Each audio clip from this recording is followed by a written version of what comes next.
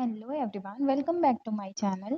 आज की वीडियो है हमारी इंग्लिश की प्रैक्टिस सेट की, जिसमें हम इंग्लिश के 30 क्वेश्चंस करने जा रहे हैं।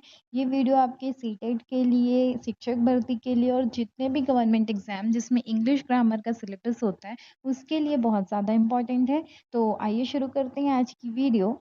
हमारा पहला सवाल है, आइडेंटिफाई द एरर। ऑप्शंस यहाँ पे देखिए क्या दिया हुआ है, आपको नंबर डायरेक्ट दे दिया है। ठीक है, प्राइड फर्स्ट ऑप्शन है। सेकंड दिया है आपको, create a vacuum and dividing of genuine relationship. आपको यहाँ पर कहाँ पर एरर है हमको वो बताना है कि फर्स्ट वाला जो सेंटेंस, ये पूरा एक सेंटेंस है, pride create a vacuum and dividing of genuine relationships. ठीक है, अब इसमें हमको बताना है कि कौन सा ऑप्शन जो है यहाँ पर गलत है। तो एक चीज यहाँ पर देखिएगा, वैक्यूम की स्पेलिंग, कई बार हमको करेक्ट स्पेलिंग फाइंड आउट करने बोलता है ना, तो हम लोग वैक्यूम VACCUME ऐसा लिखते हैं, पर करेक्ट स्पेलिंग है VACWM। ठीक है, तो वैक्यूम की स्पेलिंग भी हमसे कई बार पूछता है। तो आइए देखते हैं इसका आंसर क्या होगा। आंसर है option number B, create a vacuum. आपको याद रखना है कि प्राइड जो है वो एक अनकाउंटेबल एब्स्ट्रैक्ट नाउन है। ठीक है, तो उसके साथ हमेशा क्या लगता है, सिंगुलर वर्ब लगता है। तो क्रिएट किस में चेंज होना चाहिए, क्रिएट्स में होना चाहिए। तो pride always creates a vacuum, ऐसा होगा। पैरेललिज्म रूल क्या बोलता है कि सेंटेंस स्ट्रक्चर जो है वो टेंस की कंसिस्टेंसी होना चाहिए। तो प्राइड के साथ क्या होना चाहिए, क्रिएट्स होना चाहिए, क्रिएट नहीं होना चाहिए, और डिवाइड्स होना चाहिए।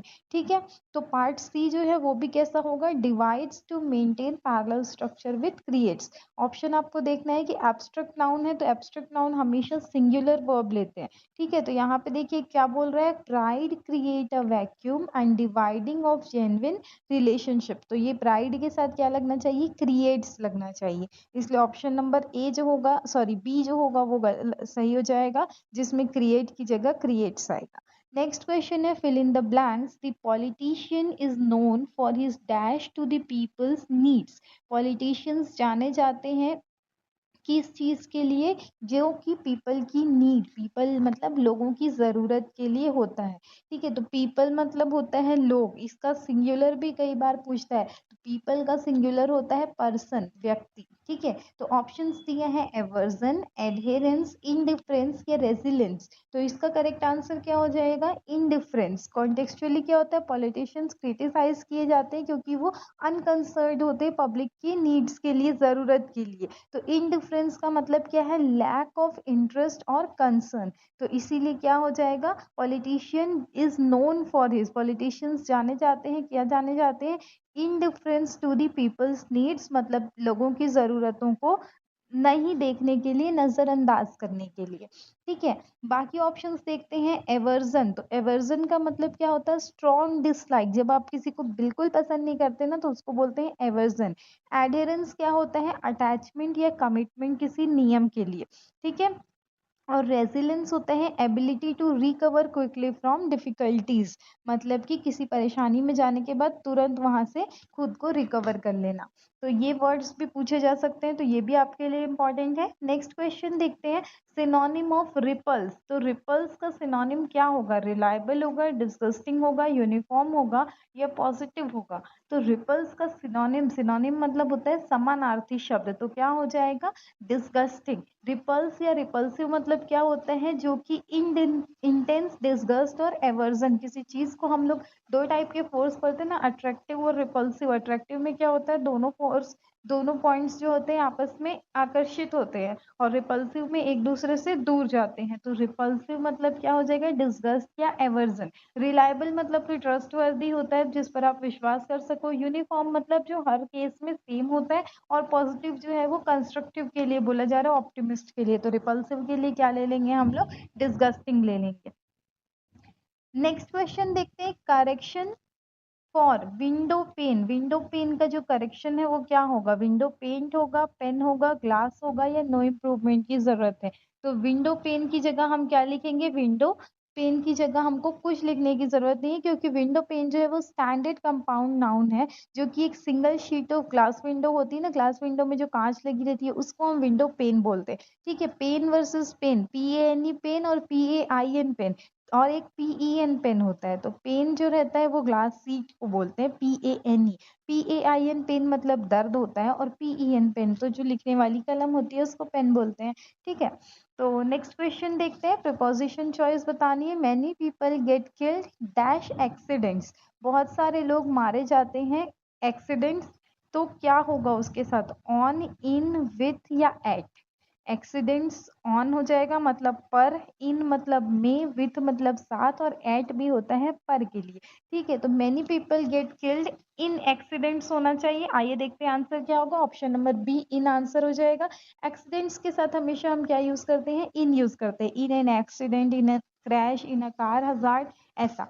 ठीक है, और डिसीज के लिए हमेशा ऑफ यूज करते हैं। Died of disease but dies in an accident. ठीक है, नेक्स्ट क्वेश्चन देखते हैं। Meaning of given up the ghost. आपको मीनिंग बताना है। इडियम दिया हुआ है, गिवन अप द घोस्ट बोला है, तो गिवन अप द घोस्ट का क्या मतलब होता है? टू डाई, मर जाना, टू क्विट या स्टॉप वर्किंग, या टू बी स्केयर्ड, या टू मूव अवे। तो इसका करेक्ट आंसर क्या हो जाएगा? To die. जब गिवन अप द घोस्ट मतलब होता है किसी व्यक्ति के लिए कि मर जाना, और वर्किंग या फिर क्या बोलते हैं, कोई मशीन है तो वो रुक जाती है तो उसको बोलते हैं गिवन अप द घोस्ट। ठीक है, स्टैंडर्ड वोकेबुलरी टेस्ट में to die is the primary definition for human context. Next question है meaning of face the music. Face the music का क्या मतलब है?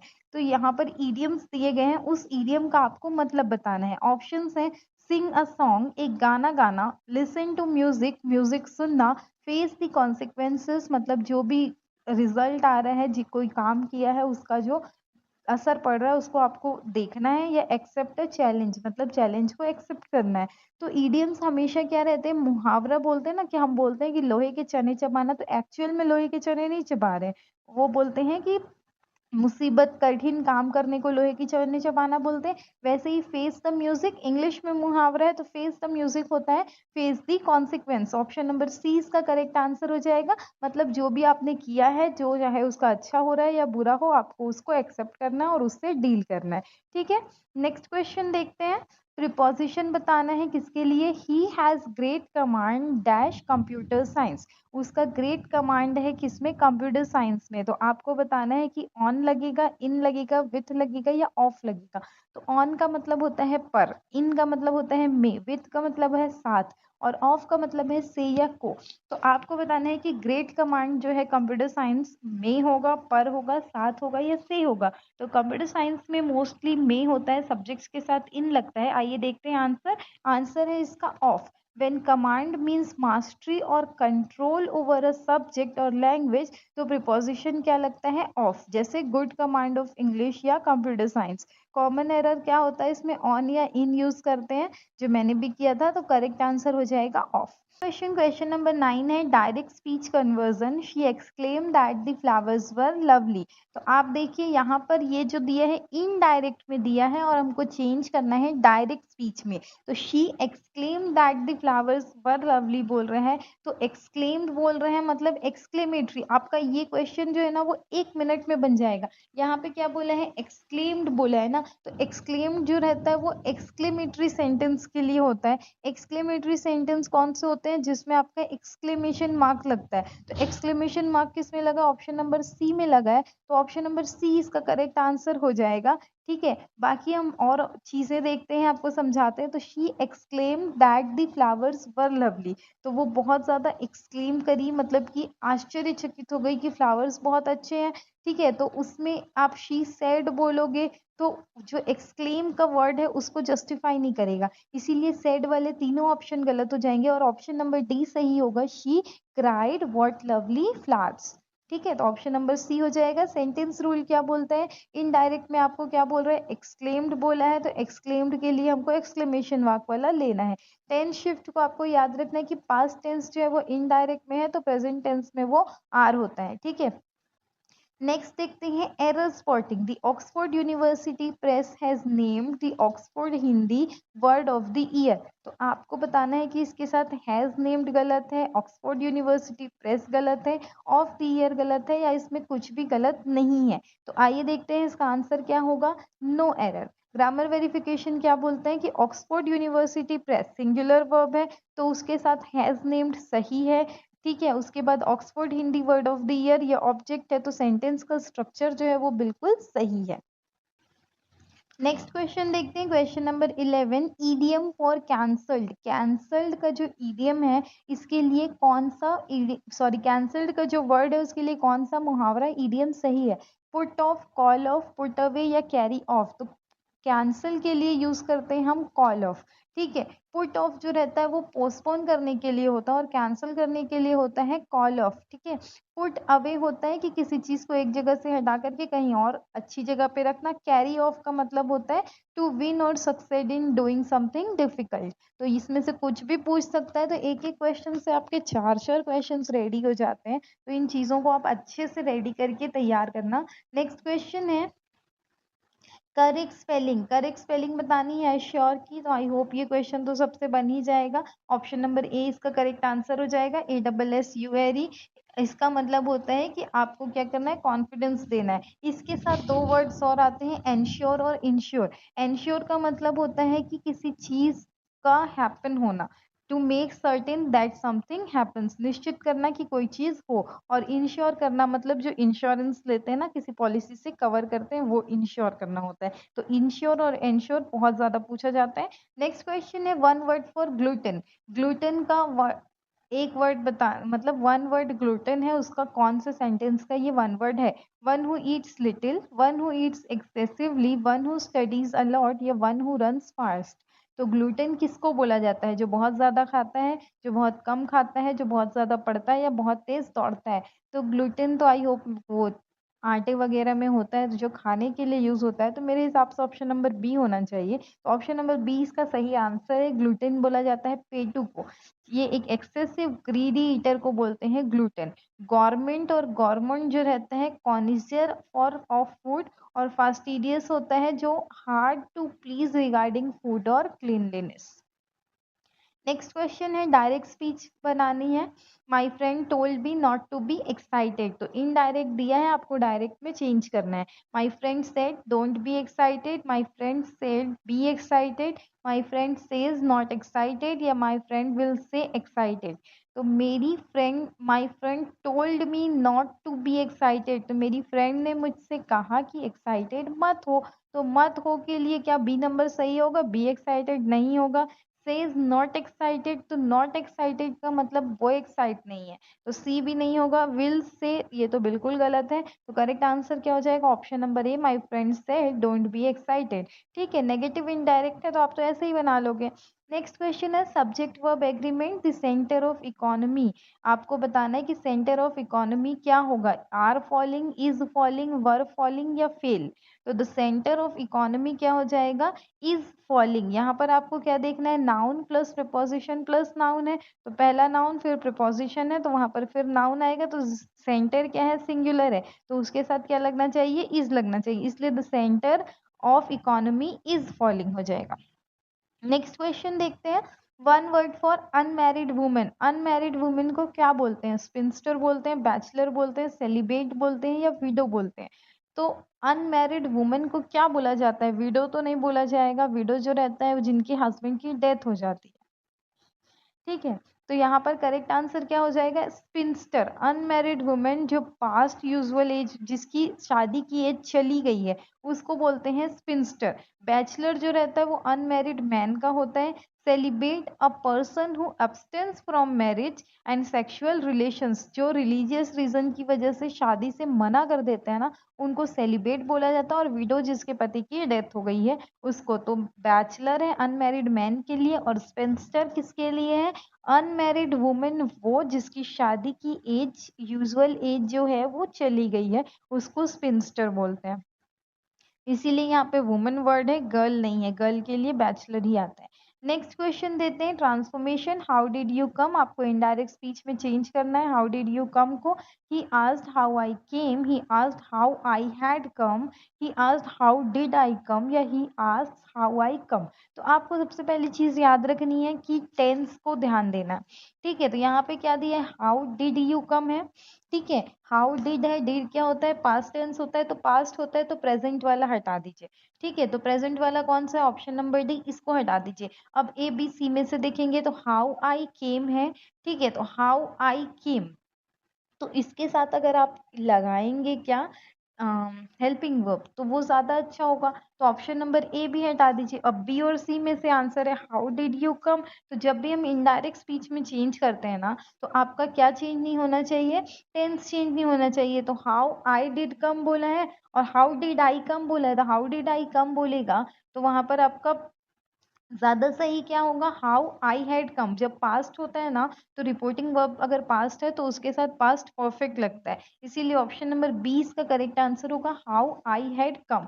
ठीक है, जो सिंपल पास्ट है वो किस में चेंज होता है, आपका पास्ट परफेक्ट में। इंटेरोगेटिव सेंटेंस है तो डिड यू कम जो है वो किस में चेंज हो जाएगा, आई हैड कम में। नेक्स्ट क्वेश्चन देखते हैं, sentence rearrangement, population explosion is one of the most serious topics, तो कैसा होगा, पी क्यू आर एस होगा, पी आर क्यू एस होगा, मतलब कौन सा पहले आएगा कौन सा लास्ट में आएगा, आपको एक पर्टिकुलर सेंटेंस बनाना है। तो the most serious topic is one of population explosion हो जाएगा। ऑप्शंस में क्या क्या दिया, पी क्यू आर एस, मतलब the population explosion is one of the most serious topics, ये तो ठीक लग रहा है। ठीक है, नेक्स्ट देखते हैं पी आर क्यू एस, तो पी आर मतलब पॉपुलेशन एक्सप्लोजन द मोस्ट, तो ये तो बिल्कुल सही नहीं लग रहा है, तो बी तो हटा देते हैं। सी क्या बोल रहा है, पी एस क्यू आर मतलब population explosion serious topics is one of the most, ये भी सही नहीं लग रहा है। और क्यू एस पी आर, तो इज वन, कभी भी हेल्पिंग वर्ब पहले आ सकता है क्या, is one of population explosion the most serious topics, तो ये भी नहीं लग रहा है, तो ऑप्शन नंबर ए ही हमारा सही हो जाएगा, population explosion is one of the most serious topics. ठीक है, तो ऑप्शन नंबर ए इसका करेक्ट आंसर ले लेंगे। तो ये आपको पढ़ के देखना है, लिख के देखना है कि क्या सही लग रहा है। ये क्वेश्चन थोड़ा सा टाइम लेंगे पर आपको मार्क्स अच्छे देंगे, क्योंकि इसमें ज्यादा मेहनत नहीं है, आपको गलत आंसर्स खुद से दिख रहे हैं। नेक्स्ट क्वेश्चन है एंटोनिम ऑफ लेजिटिमेट। लेजिटिमेट का मतलब है क्या होता है, लेजिटिमेट का मतलब होता है जब किसी चीज को लीगली एक्सेप्ट किया जाता है। ठीक है, तो उसका एंटोनिम बताना है, मतलब विरुद्धार्थी शब्द, विलोम शब्द बोलना है। बोनाफाइड, लीगल, इलीगल या जेन्युइन, तो लेजिटिमेट हम किसको बोलते हैं, लीगल को, तो इलीगल हो जाएगा। ऑप्शन नंबर सी इसका करेक्ट आंसर हो जाएगा। ठीक है, एंटोनिम इलीगल, सिनोनिम क्या होता है, बोनाफाइड, लीगल, जेन्युइन, ऑथेंटिक, ये सब क्या है इसके सिनोनिम्स है। नेक्स्ट क्वेश्चन देखते हैं, करेक्ट स्पेलिंग बतानी है किसकी, मेंटेन की, तो मेंटेन की करेक्ट स्पेलिंग जो है वो ऑप्शन नंबर ए है, MAINTAIN, मेंटेन। ठीक है, आगे देखते हैं, one word for bats, they are dash creatures. Bats के लिए हमको बताना है कि बैट्स मतलब बैट वाला बैट नहीं, चमगादड़ वाला बैट। ठीक है, वो कौन से क्रिएचर है, नॉक्टर्नल क्रिएचर है, डियूर्नल क्रिएचर है, डेंजरस है या एक्टिव है। तो बैट्स जो है वो कैसे क्रिएचर है, नॉक्टर्नल। नॉक्टर्नल मतलब active mainly during the night, जो सिर्फ रात में जगते हैं उनको नॉक्टर्नल बोलते हैं। और डियूर्नल किसको बोलते हैं, जो सिर्फ दिन में जगते हैं। और आजकल ह्यूमंस तो क्या है, खुद को नहीं समझ आ रहा है, क्योंकि हम भी रात ही में जगते हैं, दिन में तो सुबह लेट उठते हैं, ऐसा होता है। ठीक है, तो लेकिन ऑथेंटिकली नेचुरली डिजाइन किया गया है उनको रात में जगने के लिए, हमको दिन में जगने के लिए। नेक्स्ट देखते हैं वोकाबुलरी, व्हाट है रेप्लिका। रेप्लिका किसको बोला जाता है, ओरिजिनल को, कॉपी को, मिस्ट्री को या म्यूजियम को। तो रेप्लिका या रेप्लिकेट करना मतलब किसी चीज का डुप्लीकेट कॉपी बनाना। ठीक है, तो ऑप्शन नंबर 20 का करेक्ट आंसर हो जाएगा एग्जैक्ट कॉपी। जब हम किसी मॉडल की बनाते हैं ना, जो स्मॉलर स्केल में, उसको बोला जाता है रेप्लिका। जरूरी नहीं है स्मॉलर स्केल में बनाओ, पर स्पेशली बनाया जाता है स्मॉलर स्केल में। पर रेप्लिका जैसे हम किसी कपड़े की रेप्लिका बनाते हैं ना, कि मनीष मल्होत्रा की डिजाइन है, उसका रेप्लिका हमने चांदनी चौक के एक दुकान में बना लिया, और ये चांदनी चौक का फर्स्ट कॉपी सेकंड कॉपी है, उसको रेप्लिका बोलते हैं। एंटोनिम क्या हो जाएगा, प्रोटोटाइप या ओरिजिनल। नेक्स्ट क्वेश्चन है, एरर स्पॉट करना है, actually he is a good man. तो यहाँ पे एक्चुअली की स्पेलिंग गलत है, एक्चुअलिटी आएगा, एक्चुअली ही रहेगा या नो एरर है। तो आइए देखते हैं इसका करेक्ट आंसर क्या हो जाएगा, actually he is a good man, ये तो सही ही लग रहा है, तो नो एरर है। एक्चुअली करेक्ट स्पेल्ड है, तो आपको उसको चेंज करने की भी जरूरत नहीं है, और स्पेलिंग पंक्चुएशन सब सही है। नेक्स्ट क्वेश्चन देखते हैं, सिनोनिम ऑफ सटल। सटल का सिनोनिम समानार्थी शब्द क्या है, ऑब्वियस, क्लेवर या फाइन, लाउड या वेंडल। तो सटल का जो सिनोनिम होता है वो होता है क्लेवर या फाइन। सटल का मतलब होता है सो डेलिकेट और precise as to be difficult to analyse और डिस्क्राइब, मतलब इतना अच्छे से वो प्रिसाइजली, मतलब शुद्धता से अच्छे से वो बना हुआ है, इसमें कोई गलती नहीं है कि आप वहां पर नहीं बता सकते। तो क्लेवर, फाइन या अंडरस्टैंड करने के लिए वो है। द लेटर बी जो है वो उसमें साइलेंट है, इसलिए हम इसको सबटल नहीं सटल पढ़ते हैं। एंटोनिम इसका ऑब्वियस लाउड या ओवर्ट होगा। नेक्स्ट क्वेश्चन देखते हैं। ईडियम है strike while the iron is hot. तो इसका आपको मतलब बताना है। स्ट्राइक मतलब आपको हथौड़ा कब मारना है, जबकि सही वक्त है। तो सही वक्त पे हथौड़ा कब मारते हैं? Wait for the right time, right time के लिए रुको। Do it at the right time, right time पर करो। इग्नोर द टाइम, टाइम को इग्नोर करो। या ब्रेक द आयरन। तो सी और डी तो है नहीं, ए और बी के लिए होगा। तो ए में क्या बोल रहा है? Strike while the iron is hot, मारो जब लोहा गर्म है। तो क्या इसका डू इट होगा, करो या वेट करो? ठीक है, तो हम इसका करेक्ट आंसर देखते हैं, ऑप्शन नंबर बी होगा। हमको क्योंकि स्ट्राइक बोला है तो जैसे ही आपको मौका मिले आप हथौड़ा मारो, वेट मत करो। ठीक है, इसलिए ऑप्शन नंबर बी हो जाएगा। नेक्स्ट है degree comparison. Your writing is bad but mine is dash. तुम्हारी राइटिंग बुरी है पर मेरी राइटिंग और बुरी है। कंपैरिजन बोला है तो वर्स्ट तो किस केस में होता है? जब सबसे बुरी है बोलना है सुपरलेटिव डिग्री, तो ये तो होगा नहीं। Bad, your writing is bad but mine is bad, तुम्हारी बुरी है मेरी बुरी है, ऐसा भी नहीं होगा। कंपैरिजन करना है तो उसमें क्या आता है? ऑप्शन नंबर सी वर्स आ जाएगा। ठीक है, डिग्री ऑफ कंपैरिजन। वर्सर हम ले लेते हैं या मोर वर्स, पर नहीं, वर्स ही जो है वो कंपैरेटिव डिग्री है, तो उसके साथ आर वाला लगाने की जरूरत नहीं है। नेक्स्ट क्वेश्चन है टेंस यूसेज बताना है। यहाँ पे कौन सा वर्ड सेंटेंस वहां पर आएगा? The crowd were getting restless, the crowd was getting restless, the crowd is getting restless, या द क्राउड आर रेस्टलेस। तो हमको देखना है क्राउड। क्राउड मतलब भीड़। भीड़ कैसी हो रही है? तो कैसी हो रही है? वर गेटिंग रेस्टलेस या was getting restless, is getting restless या आर रेस्टलेस। तो आर के साथ आपका कुछ वर्ब नहीं है, तो ऑप्शन नंबर डी तो रॉन्ग हो जाएगा। अब ए बी सी में से देखते हैं करेक्ट आंसर क्या हो जाएगा। Option number B. एक चीज याद रखना है, जो कलेक्टिव नाउन होते हैं जैसे क्राउड, कमिटी, टीम, ये हमेशा सिंगुलर होते हैं। ठीक है, इसलिए इसके साथ आपको हमेशा सिंगुलर वर्ब लगाना है, इसलिए ऑप्शन नंबर बी लेंगे was. Here the crowd as a whole, इसलिए वॉज होगा। और ऑप्शन नंबर बी इसलिए लिए क्योंकि पास्ट कंटिन्यूअस कॉन्टेक्स्ट है। ठीक है, नेक्स्ट है the dentist cleaned my desk dash. Dentist ने मेरी क्या क्लीन की? टूथ, टीथ, टूथ्स या टीथ्स। तो आप देखो, टूथ्स सी और डी जो है वो तो गलत है। टूथ एक दांत को बोलते हैं और टीथ बहुत सारे दांतों को। तो द डेंटिस्ट क्लीन्ड माई क्या हो जाएगा? टीथ हो जाएगा। इरेग्युलर प्लूरल्स होते हैं ना, तो वहां पर आपको यहाँ पे टीथ ही लेता है। टीथ जो है आपको लेना है, टूथ नहीं लेना है, क्योंकि आपको नहीं पता है कि कौन सा वाला है। ठीक है, इसीलिए सिंस पर्सन के पास एक मल्टीपल टीथ होते हैं तो आपको वहां पर बेनिफिट ऑफ डाउट ये लेना है कि आप वहाँ पे टीथ लो। बस आपको प्लूरल्स में कंफ्यूज नहीं रहना है कि टूथ का प्लूरल जो रहता है वो टीथ होता है। टूथ एपोस्ट्रोफ एस मतलब दांत का हो जाएगा, तो वो तो नहीं लेना है। और टीथ कोई वर्ड नहीं होता, टीथ होता है टूथ का प्लूरल। नेक्स्ट क्वेश्चन देखते हैं। डिटर्मिनर बताना है। I try to visit my relatives, every other, any other, either या बोथ। तो यहाँ पे क्या लगेगा? तो I try to visit my relatives क्या हो जाएगा? Every other. एवरी अदर जो रहता है वो टाइम पीरियड या नाउन के साथ लगाया जाता है। एवरी अदर डे मतलब हर दूसरे दिन या हर दूसरे मंथ। नेक्स्ट क्वेश्चन है, एरर स्पॉट करना है। The committee are united. The committee है, यूनाइटेड है, आर है, दी है, क्या गलत है? तो अभी हमने देखा था कि जब भी कलेक्टिव नाउन होता है ना तो उसको साथ हमेशा सिंगुलर वर्ब लगता है। द कमिटी एक साथ हो जाती है तो वहां पे सिंगुलर वर्ब लगता है। अगर कमिटी किसी ऑप्शन में डिवाइड होती है ना तो वहां पे प्लूरल लगता है। तो यहाँ पे क्योंकि यूनाइट हो गई मतलब एक साथ हो गई, तो क्या हो जाएगा? इज होगा, इसलिए ऑप्शन नंबर सी इसका सही आंसर हो जाएगा। आर यहाँ पे गलत है। ठीक है, अगर कमिटी किसी चीज में डिवाइड होगी तो आर यूज होगा, पर अगर वो एक साथ है तो इज लगेगा। तो ये थे हमारे आज के 30 क्वेश्चंस। आई होप ये वीडियो आपके लिए हेल्पफुल रहे। किसी भी गवर्नमेंट एग्जाम की कोई भी तैयारी कर रहा है जिनमें इंग्लिश का सब्जेक्ट है तो कोशिश कीजिए कि हमारी प्लेलिस्ट उनके साथ शेयर कीजिए, क्योंकि ये प्लेलिस्ट बहुत मेहनत से बनाई गई है। बहुत सारे नंबर ऑफ क्वेश्चंस का, अलग अलग टॉपिक्स के 50-55 क्वेश्चंस का कॉम्बिनेशन है। तो प्लेलिस्ट जाकर के ज़रूर चेक कीजिएगा। इंग्लिश, हिंदी, सीडीपी, इन तीन सब्जेक्ट की तैयारी के लिए आप हमारी प्लेलिस्ट को चेक कर सकते हैं। चैनल को विजिट कीजिए। वीडियो अगर पसंद आती है तो लाइक कीजिए। अगर कोई भी क्वेरी और सजेशन हो you can write in the comment section, and if you want to support us you can just subscribe my channel and share this video with your friends who all are preparing for any government exam for Hindi and English. At least they can use my channel. Okay, thank you, have a nice day, मिलते हैं next video में।